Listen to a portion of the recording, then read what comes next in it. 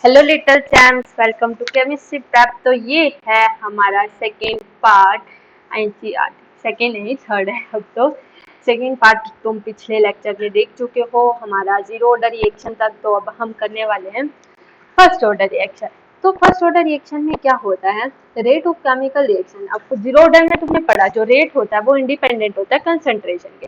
अगर रेट तुम्हारा प्रोपोर्शनल होगा तुम्हारे first power of the concentration of the reactant के, तो उसे बोलते हैं हम फर्स्ट ऑर्डर रिएक्शन। जैसे कि रिएक्टेंट है यहाँ पे गिवस प्रोडक्ट, तो रेट क्या लिखोगे तुम, माइनस का d r by d t equals to give us k की पावर रिएक्टेंट। ठीक है, रिएक्टेंट की पावर 1 होगी। अब यहाँ पे क्यों होएगी, क्योंकि यहाँ पे तुम्हारा कंसंट्रेशन जो है वो किसके इक्वल आ गया, तुम्हारे डी आर की। अगर तुम वैल्यू देखे, जैसे हमें अब इंटीग्रेशन करना है। हमने पिछली क्लास में देखा कि हमें सबसे पहले हमने एवरेज निकालना सीखा था। एवरेज में क्या था कि हम पूरा निकाल रहे थे, बट उसमें एक इंस्टेनियस के लिए हमें नहीं पता होता था, इसलिए हमने उसको कैंसिल कर दिया। उसके बाद हमने इंस्टेनियस का निकाला। इंस्टेनियस जो था वो एक पर्टिकुलर इंस्टेंट पे निकालना बहुत मुश्किल था, इसलिए हमने इंटीग्रेटेड डिफरेंशियल लॉ का सहारा लिया।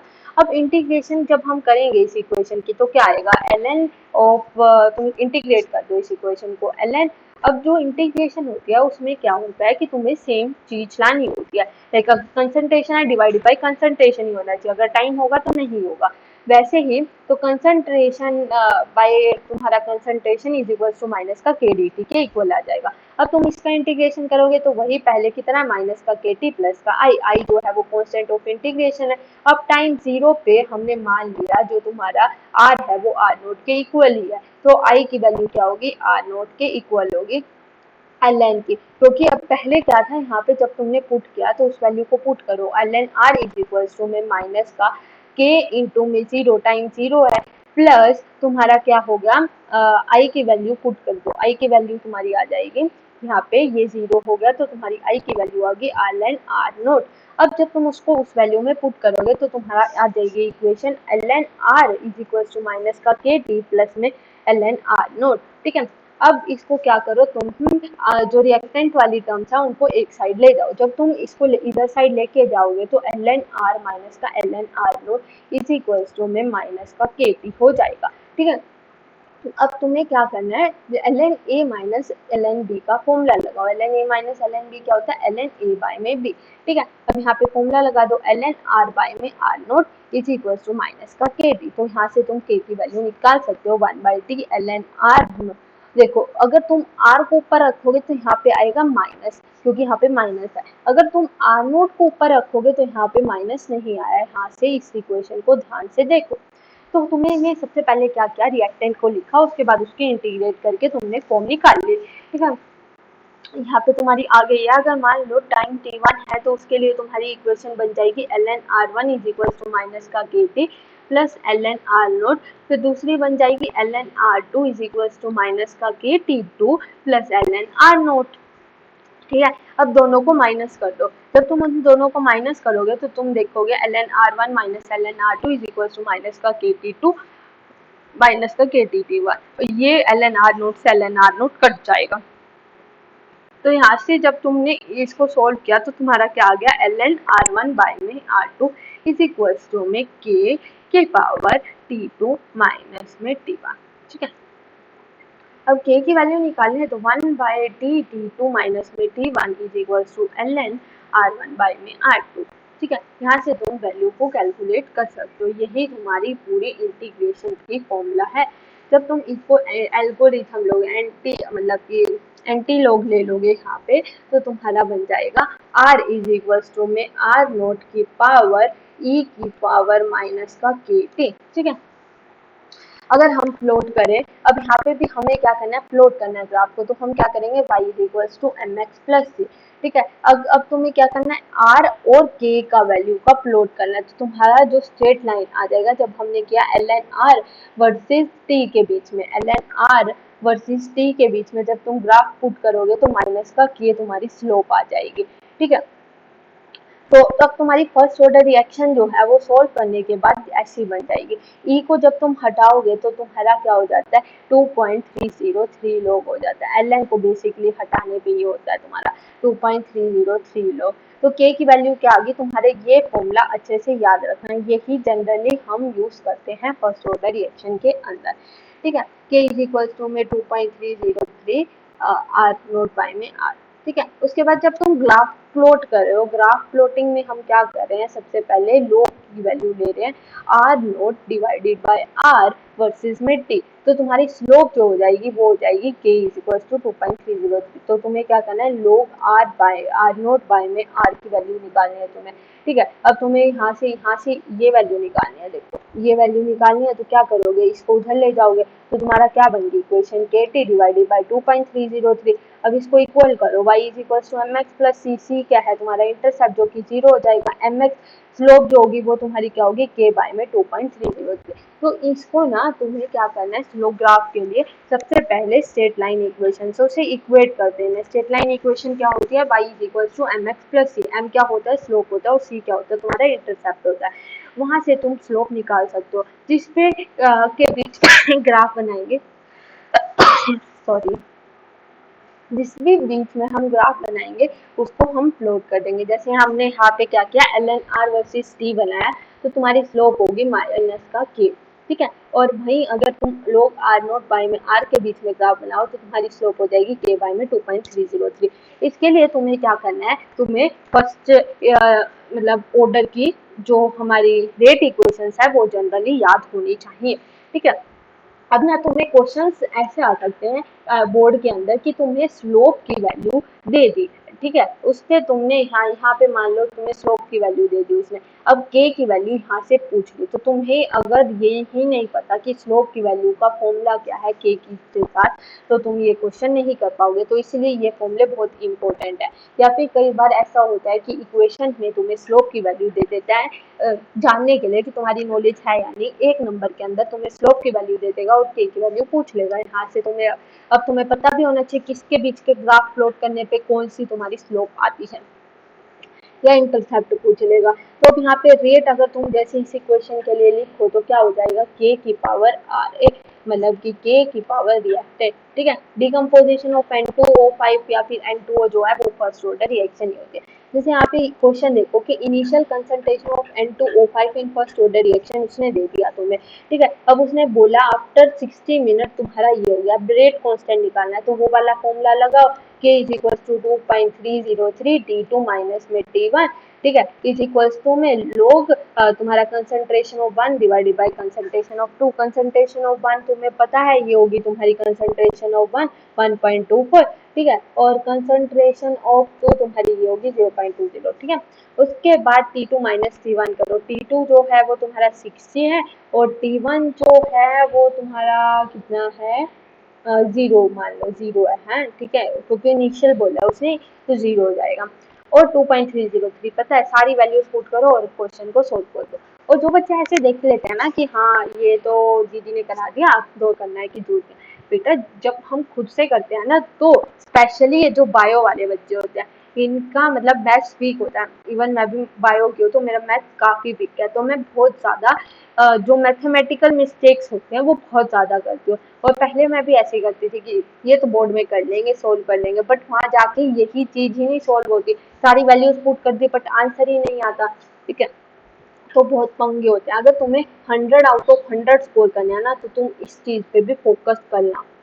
ठीक है, कई बच्चों अगर किसी को हाँ 90 प्लस चाहिए तो वो इस चीज को छोड़ सकता है, लाइक इसका आधा या एक नंबर कटेगा मुश्किल से कैलकुलेशन को छोड़ने का।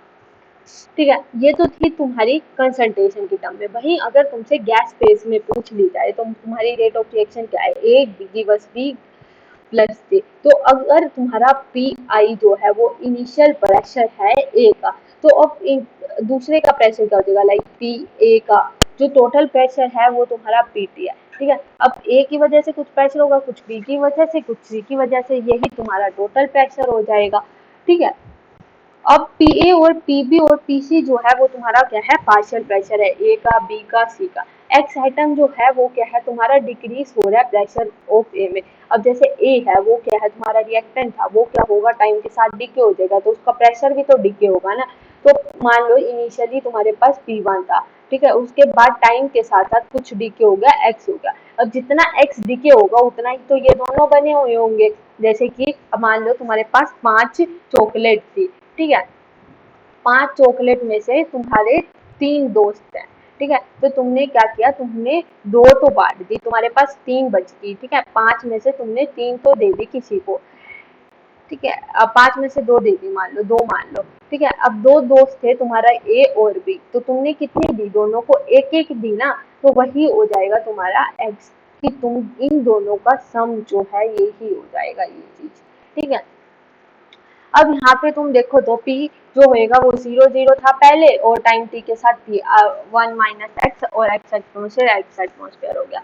अब Pi जो है वो इनिशियल प्रेशर है तुम्हारा टाइम 0 के अंदर, तो Pt क्या होगा तुम्हारा, जो तुम्हारा टोटल प्रेशर है वो क्या हो जाएगा, P - x plus x plus x। तो यहाँ से माइनस एक्स कट गया तो P प्लस एक्स आ गया तुम्हारी टर्म, ठीक है।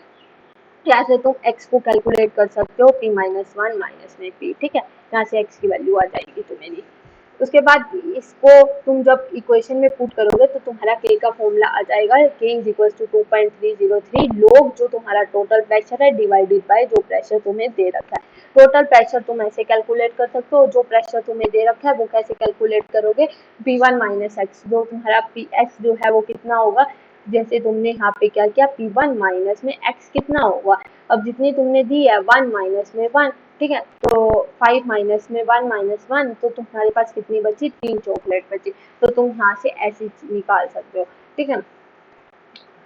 ये क्वेश्चन है, इसमें तो सारी न्यूमेरिकल वैल्यू पुट करोगे तो तुम्हारा निकल जाएगा। उसके बाद आती है half life time. Half life time क्या होती है, टाइम जिसपे कंसंट्रेशन जो है वो हाफ हो गई है, ठीक है। मान लो जैसे तुम्हारी रेस थी वो कितने की थी, 10 मिनट की रेस है, तो तुम्हारी 5 मिनट पे तुम्हारा टाइम देख लिया जाएगा, वो टाइम जिसपे तुम्हारी कंसंट्रेशन ऑफ रिएक्टेंट जो है वो रेड्यूस हो गया हाफ पे। जैसे अभी तुम्हें यहाँ तक पहुंचने में 10 मिनट लगते हैं, ठीक है, तुम्हें घर से स्कूल जाने में 10 मिनट लगते हैं, तो जब तुम रास्ते में होगे, मतलब 5 मिनट की दूरी पे होगे, तो तुम्हारा टाइम देख लिया जाएगा, वो आधा ही तो टाइम हुआ होगा ना। जैसे तुम्हारा रास्ता 10 मिनट का है, तो उसके बीच का जो टाइम है, जब तुम्हारा आधे रास्ते तक पहुंच चुके हो, उसी को हम बोलते हैं हाफ लाइफ टाइम, ठीक है। हाफ लाइफ टाइम क्या है, वो टाइम है जिसपे कंसंट्रेशन ऑफ रिएक्टेंट जो है वो रेड्यूस हो गया हाफ किसके, इनिशियल कंसंट्रेशन के, ठीक है।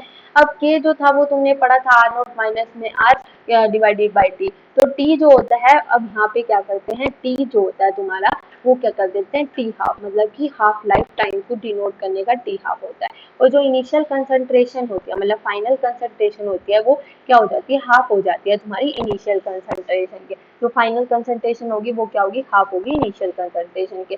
तो टी हाफ की वैल्यू अगर तुम यहाँ से सोल्व करोगे तो वो आ जाएगी तुम्हारी फर्स्ट ऑर्डर के लिए आर नोट बाय में 2 के, ठीक है। ये क्या हो जाएगी, टी इज इक्वल टू में तुम्हारी इनिशियल कंसंट्रेशन डिवाइडेड बाय 2 के, ठीक है। अब तुम्हें क्या करना है, तुम्हें टी की वैल्यू को पुट करना है, जो भी तुम्हारी फर्स्ट इक्वेशन आई और जीरो ऑर्डर की इक्वेशन आई, उसमें टी की वैल्यू को टी हाफ के इससे इक्वेट कर देना है, और जो तुम्हारी फाइनल कंसंट्रेशन आई है उसे क्या करना है, हाफ कर देना है किसके, इनिशियल कंसंट्रेशन के, तो यहाँ से तुम्हारी वैल्यू आ जाएगी। तो तुम यहाँ से देख रहे हो कि जो तुम्हारा टी हाफ है वो क्या आ रहा है, तुम्हारा इनिशियल कंसंट्रेशन का हाफ हो गया, मतलब 2/k। तो यहाँ पे तुम्हारा टी हाफ जो है वो इनिशियल कंसंट्रेशन पे डिपेंड करता है, और वो डायरेक्टली डिपेंड करता है। तो ऐसे क्वेश्चन भी बोर्ड के अंदर आते हैं कि अगर तुम इनिशियल कंसंट्रेशन को डबल कर दो तो तुम्हारे टी हाफ पे क्या इफेक्ट पड़ेगा, ठीक है, या फिर इनिशियल कंसंट्रेशन को 4 टाइम कर दिया तो क्या इफेक्ट पड़ेगा, ठीक है।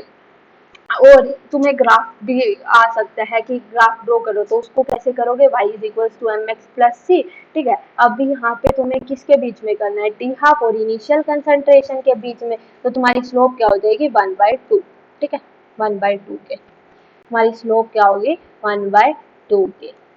अब तुम्हारी इंटरसेप्ट तो है वो है 0। अगर तुम वही वैल्यू पुट करो तो फर्स्ट ऑर्डर के लिए क्या हो जाएगी, तुम्हारी फर्स्ट ऑर्डर के लिए टी हाफ की वैल्यू 0.693। 0.693 क्या होता है, ln2 की वैल्यू होती है, log2 की वैल्यू होती है बेसिकली, और इसकी वैल्यू होगी के। तो ये जो होती है इनिशियल कंसंट्रेशन पे डिपेंड ही नहीं करती। तो जनरली तुम अगर आता है कि टी हाफ अगर फर्स्ट ऑर्डर के लिए तुम इनिशियल कंसंट्रेशन को डबल कर दो तो टी हाफ पे क्या फर्क पड़ेगा, कोई फर्क ही नहीं पड़ेगा। क्या, it can be seen that for the first order reaction half period, देखो यहाँ पे भी लिखा हुआ है, it can be seen that for first order reaction के लिए हाफ लाइफ टाइम पीरियड जो है वो कांस्टेंट है, वो इनिशियल कंसंट्रेशन के इंडिपेंडेंट है रिएक्टिंग स्पीशीज के। तो हाफ लाइफ पीरियड जो होगा वो रीडली कैलकुलेट कर सकते हैं हम रेट कांस्टेंट से। तो जैसे कि अगर जीरो ऑर्डर के लिए तुम देखो तो इनिशियल कंसंट्रेशन के टी हाफ डायरेक्टली प्रोपोर्शनल होता है। तो ये बात हमें याद रखनी है कि जीरो ऑर्डर में वो डायरेक्टली प्रोपोर्शनल है। अगर मैं जीरो ऑर्डर में इनिशियल कंसंट्रेशन को डबल कर दूं तो तुम्हारा टी हाफ भी डबल हो जाएगा। वहीं अगर मैं इनिशियल कंसंट्रेशन को डबल कर दूं फर्स्ट ऑर्डर रिएक्शन के अंदर तो उसके अंदर इंडिपेंडेंट होगा। तो यहाँ से एक नंबर के क्वेश्चन बनने के चांसेस बहुत ज्यादा होते हैं।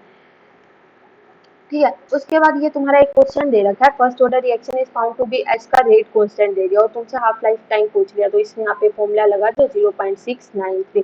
सबसे पहले तुम्हें देखना है कि फर्स्ट ऑर्डर रिएक्शन है तो उसका फॉर्मूला लगाओ, यहाँ पे वैल्यू पुट करो, निकल आएगा।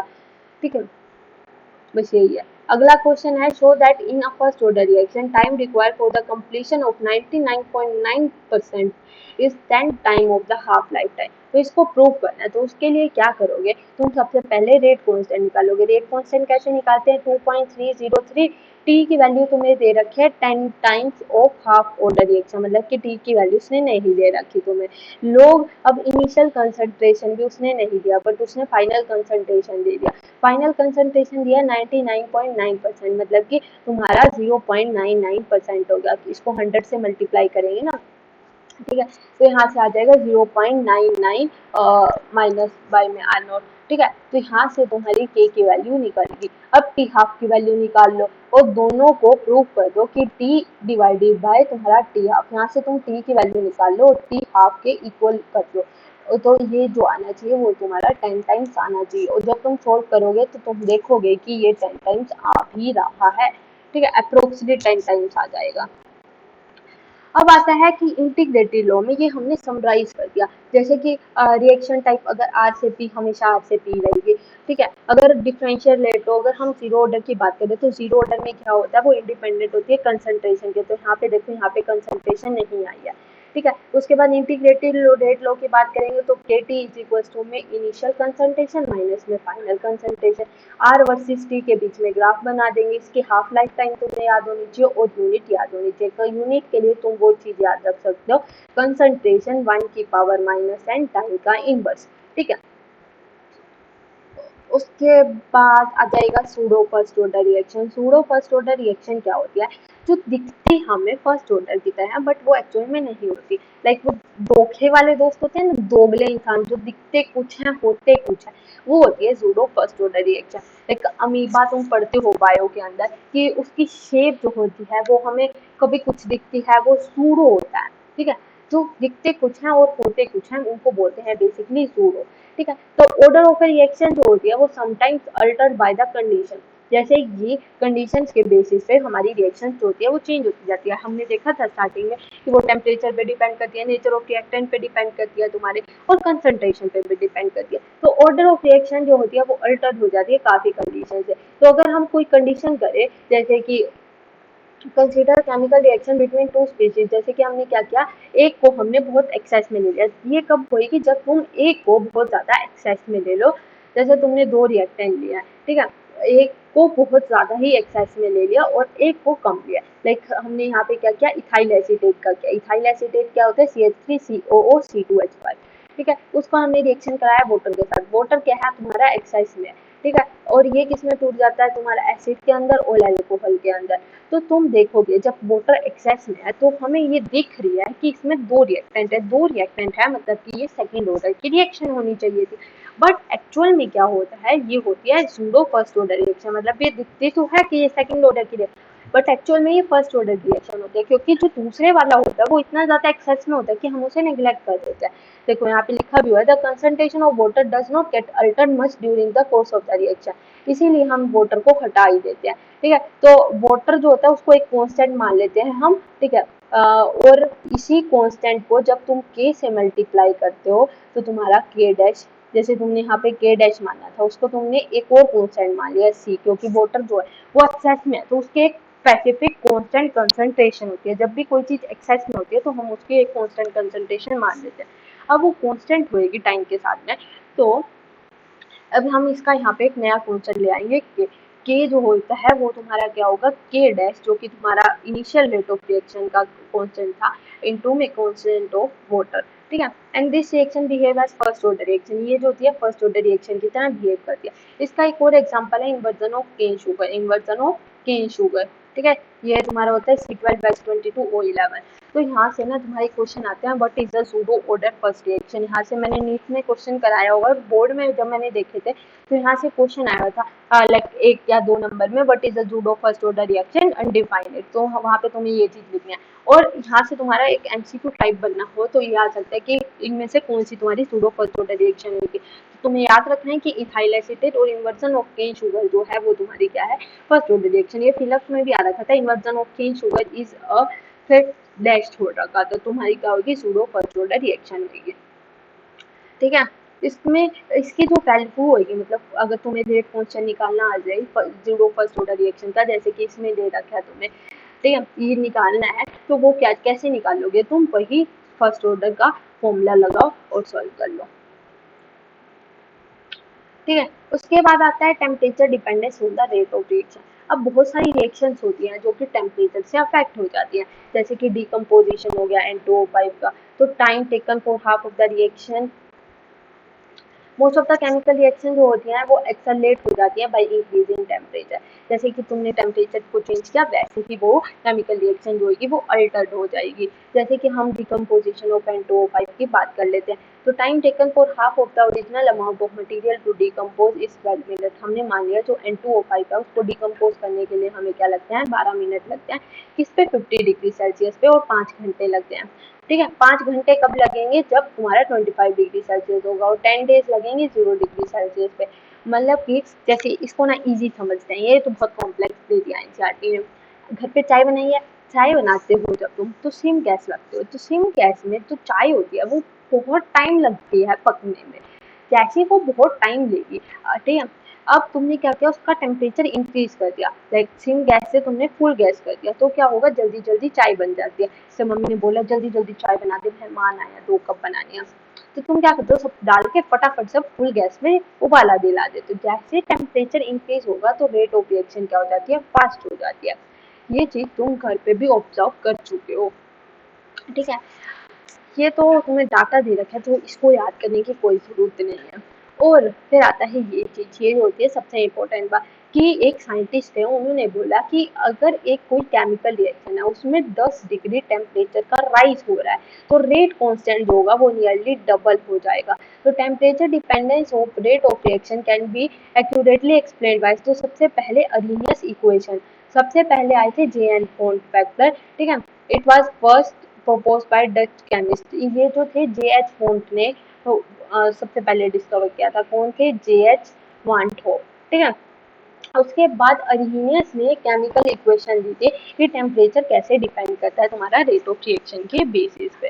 ठीक है, उसके बाद जैसे अर्हीनियस की जो इक्वेशन थी उसने क्या बोला, के जो होता है वो किसके इक्वल होता है, ए की ए ई की पावर माइनस का ई ए बाई में आर टी। ठीक है, ए जो होता है वो होता है तुम्हारा अरीनियस फैक्टर, ए क्या होता है तुम्हारा अरीनियस फैक्टर और फ्रीक्वेंसी फैक्टर, इसको क्या बोलते हैं, प्री एक्सपोनेंशियल फैक्टर भी बोला जाता है। ए क्या होता है, अरीनियस फैक्टर और फ्रीक्वेंसी फैक्टर, अरीनियस फैक्टर और फ्रीक्वेंसी फैक्टर, और इसको प्री एक्सपोनेंशियल फैक्टर भी बोला जाता है। ए क्या होता है तुम्हारा अरीनियस फैक्टर, फ्रीक्वेंसी फैक्टर और प्री एक्सपोनेंशियल फैक्टर। ये जो होगा वो कांस्टेंट होगा एक पर्टिकुलर रिएक्शन के लिए। आर जो होता है वो गैस कांस्टेंट होता है, ई ए जो होती है वो एक्टिवेशन एनर्जी होती है जो कि जूल पर मोल में हम मेजर करते हैं। ठीक है, ये क्या होगा तुम्हारा रेट कांस्टेंट हो गया, ए क्या हो गया, अर्हीनियस फैक्टर या फ्रीक्वेंसी फैक्टर या प्री एक्सपोनेंशियल फैक्टर भी बोला जाता है। अपना कई बार ऐसा ही होता है कि वो जानने के लिए, जैसे नीट वाला हो गया या बोर्ड वाला,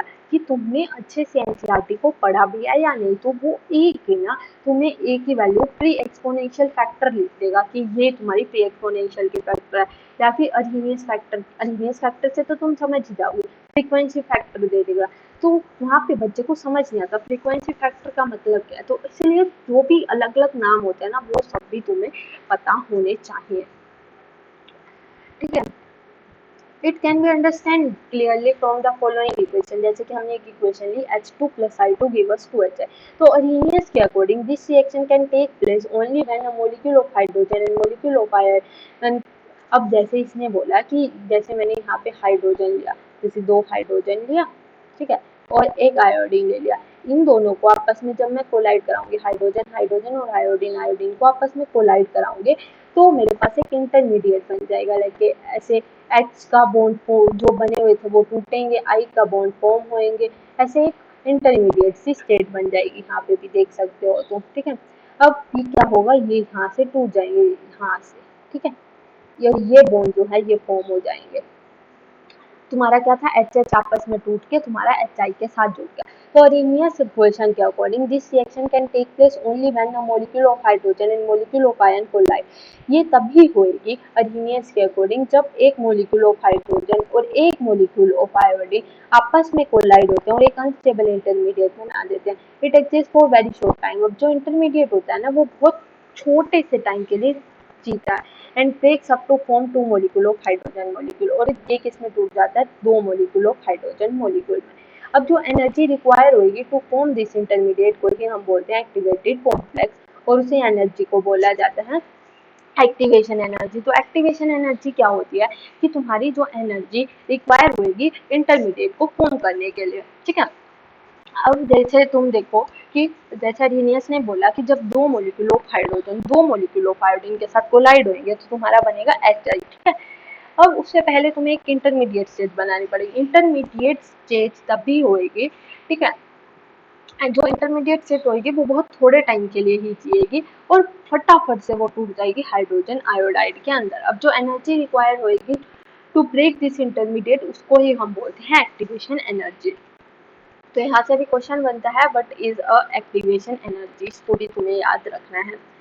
अब इसको कैसे ऑब्टेन करते हैं इसकी वैल्यू को, तो हम इसको वैल्यू को प्लॉट कर सकते हैं plotting bye plotting potential energy versus reaction coordinate. हमने क्या किया, पोटेंशियल एनर्जी को y एक्सिस पे ले लिया, रिएक्शन कोऑर्डिनेट को x एक्सिस पे ले लिया। रिएक्शन कोऑर्डिनेट क्या कहता है कि तुम्हें बताता है कि profile of energy change when the reactant changes into product, कि तुम्हारे रिएक्शन जो है वो कैसे चेंज हो रही है जब तुम्हारे प्रोडक्ट जो हो रहे हैं वो चेंज हो रहे हैं, ठीक है। रिएक्शन कोऑर्डिनेट रिप्रेजेंट करेगा कि तुम्हारा प्रोफाइल एनर्जी में क्या चेंज हो रहा है जब रिएक्टेंट चेंज हो रहे हैं प्रोडक्ट के अंदर। जैसे H2 plus I2 था, वो एक इंटरमीडिएट बना और टूट के तुम्हारा 2HI बन गया। अब एक्टिवेशन एनर्जी क्या है, वो इंटरमीडिएट तक की एनर्जी फॉर्मेशन है, और जो हमारा रिएक्टेंट और प्रोडक्ट के बीच की एनर्जी होती है उसे हम बोलते हैं डेल्टा H, ठीक है। Some molecule is released when the complex decompose to form product. कुछ एनर्जी रिलीज होएगी जब प्रोडक्ट फॉर्म होंगे। So the final enthalpy of the reaction depend on the nature of the reactant and the product. तो final enthalpy जो होगी reaction की वो किस पे डिपेंड करेगी, तुम्हारे नेचर ऑफ रिएक्टेंट पे और प्रोडक्ट पे, ठीक है। All the molecule in the reacting species do not have same kinetic energy. अब जो सारे रिएक्टिंग मॉलिक्यूल्स हैं उनके पास सेम काइनेटिक एनर्जी नहीं होती, तो इसीलिए डिफिकल्ट होता है कि एक मॉलिक्यूल का मतलब कि मॉलिक्यूल्स को हर एक को स्टडी करना, हर एक का है उसकी अलग अलग स्टडी है। जैसे मान लो क्लास में 40 बच्चे होते हैं, तो जब टीचर स्टार्टिंग में आती है तो किसी का नाम नहीं याद होता, तो बहुत टाइम लगता है उसे इंटरेक्ट करने में, ठीक है। तो जो हमारे लूजी मतलब बोल्ट्जमैन थे और जो तुम्हारे मैक्सवेल थे, उन्होंने एक स्टैटिक रिलेशनशिप बताया कि तुम्हारे large number of molecules follow कर रहे थे। तो उनके अकॉर्डिंग क्या था, डिस्ट्रीब्यूशन ऑफ काइनेटिक एनर्जी को हम कैसे प्लॉट कर सकते हैं, कैसे कर सकते हैं हम, fraction of molecule versus kinetic energy का एक ग्राफ बनाएंगे, ठीक है। उसमें क्या होगा, एन जो होगा वो नंबर ऑफ मॉलिक्यूल होंगे विद एनर्जी ई, और एंटी जो होंगे वो टोटल नंबर ऑफ मॉलिक्यूल होंगे, ठीक है। अब पीक जो है वो क्या बता रही है तुम्हें, मोस्ट प्रोबेबल काइनेटिक एनर्जी बता रही है। जैसे तुमने फ्रैक्शन ऑफ मॉलिक्यूल में तुमने काइनेटिक एनर्जी का ग्राफ प्लॉट किया, ये जो तुम्हारी पीक है ये बता रही है मोस्ट प्रोबेबल काइनेटिक एनर्जी कि तुम्हारी मोस्ट प्रोबेबल काइनेटिक एनर्जी कितनी है। मतलब कि kinetic energy of maximum fraction of molecule, जैसे कि मान लो तुम्हारी क्लास में 40 बच्चे थे, जैसे ऐसे समझो, इजी एग्जांपल लेते हैं। एक बॉक्स है, उसके अंदर मान लो 40 बॉल्स हैं, ठीक है, कुछ येलो कलर के, कुछ रेड है, कुछ ब्लू है, कुछ ग्रीन है, हर एक का नेचर अलग अलग है, ठीक है। अब तुम्हें हर एक का नेचर तो डिस्कवर करने नहीं बैठेंगे, लाइक जब वर्ल्ड की पॉपुलेशन होती है, वर्ल्ड पॉपुलेशन को काउंट किया जाता है, तो भी क्या होता है, हम एक अप्रोक्स ले लेते हैं कि इस घर में 4 है तो पूरे ही इलाके में ऐसे 4 होंगे, ठीक है।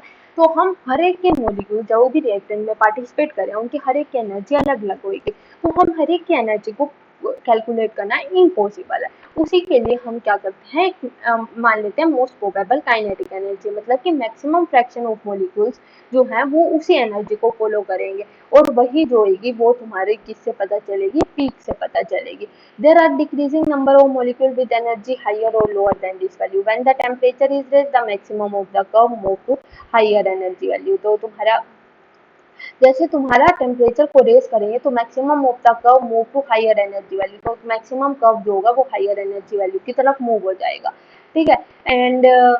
And to curve borders out and spread to right side, अब वो क्या होगा, थोड़ा राइट साइड में स्प्रेड अप हो जाएगा। जैसे कि यहाँ पे अगर तुम देखो तो टी जो था ये तुम्हारा टी था, ठीक है, ये तुम्हारा टी था। उसके बाद ये जो हो गया, मैं एक सेकेंड कलर चेंज करके दिखा देती हूँ तुम्हें। ये देखो, ये जो पूरा है, ठीक है, ये जो पूरा स्पेस का है ये तुम्हारा क्या हो जाएगा, काइनेटिक एनर्जी हो जाएगी, ठीक है। मतलब कि जैसे तुम्हारा टी था, यहाँ पे अभी मैं दिखाता हूँ, एक सेकेंड। ये देखो तुम, ये जो था ये तुम्हारा टी का ग्राफ वाला था ऐसे करके, जैसे मान लो यहाँ पे मैं अलग से ड्रॉ करके निकाल, ये जो था ये तुम्हारा आ रहा है टी का, ठीक है। अभी मैं एक और कलर ले लूं, चेंज करते हैं कलर।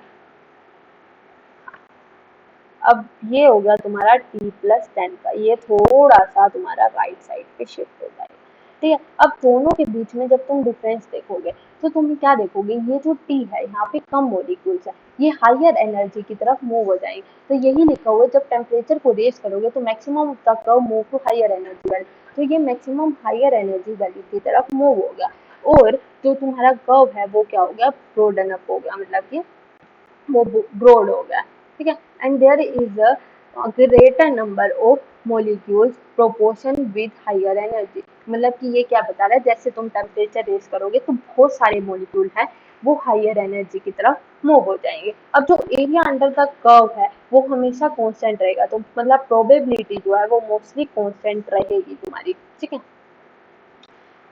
उसके बाद ये तुम्हारा छोटा सा इक्वेशन है, ये हम नेक्स्ट क्लास में कवर करते हैं।